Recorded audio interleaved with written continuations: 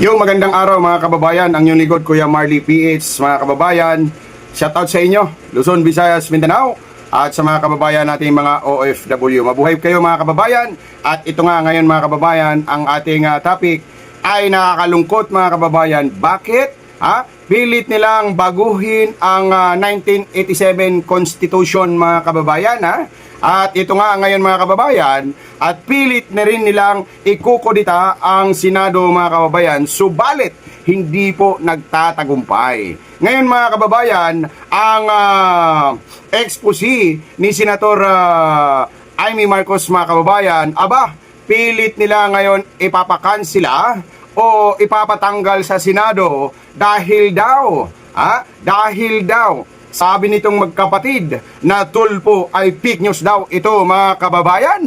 At itong susubiri siya yung nagano na kailangan daw ipatanggal kasi dapat daw kung galit siya sa gobyerno lang, at dapat daw ay kung galit siya sa kapatid niya, murahin niya lang. Aray ko po! Nako, eto, bistado kasi kayo mga kababayan. At ito na nga, umamin mga kababayan, etong si Tito Soto mga kababayan, na meron nga silang pagpupulong sa isang hotel at kasama ang mga congressman mga kababayan. At di umano, naabutan daw ito ni Ping Lacson.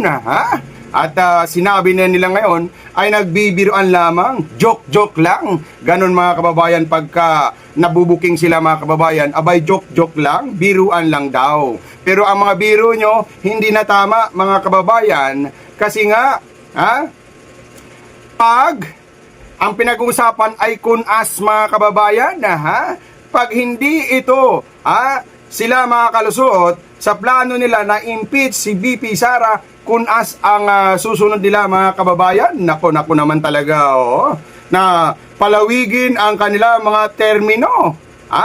Eto mga kababayan, at talagang sinasabi natin na ito ay plano talaga nila. Ang plano nyo dapat, mga congressman, mga senators, planuhin nyo dapat kung paano nyo matulungan ang taong bayan. Hindi yung pang sariling interest nyo lamang.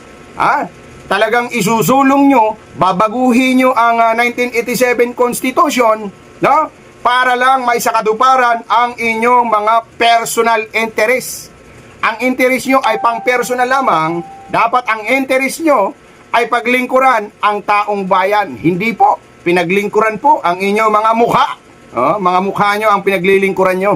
Okay? So dito mga kababayan, at isa pang mga kababayan, talagang riripasuhin nila ang 1987 Constitution gawing 50 years old. Bakit? Natatakot kayo na hindi nyo talaga mapupurahan si BP Inday Sara para hindi makatakbo dahil ginawa nyong 50 years old. Nako naman talaga mga kababayan ang sinasabi natin. Eto na, binubunyag ngayon ni Senator Amy Marcos ang mga kalukuhan nyo. Eto, ang mga kalukuhan nyo, hindi kayo naglingkod sa bayan, kundi pang personal lamang, mga urur. Eto, pakinggan nyo mga kababayan. Pero isang tabi na natin yan. Susumiti ako sa hiling ng ating SP Alan na i-withdraw ang video kung yan ang gusto. Sana kapalit niyan, ipangako natin lahat sa ating taong bayan na walang term extension na mangyayari at na may eleksyon sa 2028. Yun lang po ang aking hinihiling. Okay, maliwanag mga kababayan na itong ginagawa nila ngayon mga kababayan ay para lang pahabain ang kanilang mga termino sa kanilang pag-upo mga kababayan. So ano masasabi niyo mga kababayan? Dahil gusto nilang i-extend ang kanila mga termino, ang kakapal na mga mukha nyo, hindi nga kayo nagserbisyo ng totoo sa taong bayan. Okay? So, dapat mga kababayan, alam natin, dahil ito nga, sinabi na dapat, kung i-withdraw man ang itong video, pinapakansila mga kababayan, ay dapat, walang extension ng termino at magkakaroon ng election sa 2028 mga kababayan. So dito sila ngayon natatakot na ito ay hindi nila mapupurhan mga kababayan, kaya gano'n na lamang, isusulong nila ang KONAS, babaguhin ang 1987 Constitution. Papayag ba tayo mga mamamayang Pilipino na niluloko na tayo ng husto? Ito mga nakaupo na walang silbi, si Soto, si Lacson, etong magkapatid na tulpo mga kababayan. Nako, marami pang iba dyan. So ano masasabi nyo?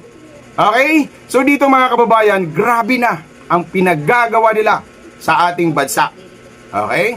Ang dami nila ngayong palusot, pero pag nabuko sila mga kababayan, sila ay magsasabi na joke-joke lamang. Okay? Joke-joke lamang ang sasabihin. Biro lamang. Ganun naman lagi sila mga kababayan, tama ba? Sana po. Ating itong isa puso natin yung mga pinagsasabi nila at nahuli na sila. Kailangan na natin dapat ito ay aksyonan mga kababayan sa mga pinaggagawa nila dahil hindi talaga tama ang kanilang ginagawa. Okay? So, palike, share, and subscribe mga kababayan sa mga hindi pa. Thank you so much sa inyo lahat. Sa mga silent viewers, sa mga Team Ripley, thank you so much sa inyo lahat mga kababayan. Okay? Ang iyong likod, Kuya Marley Pitts. I love you all guys. Peace bomb mga kababayan nating minamahal. Babus!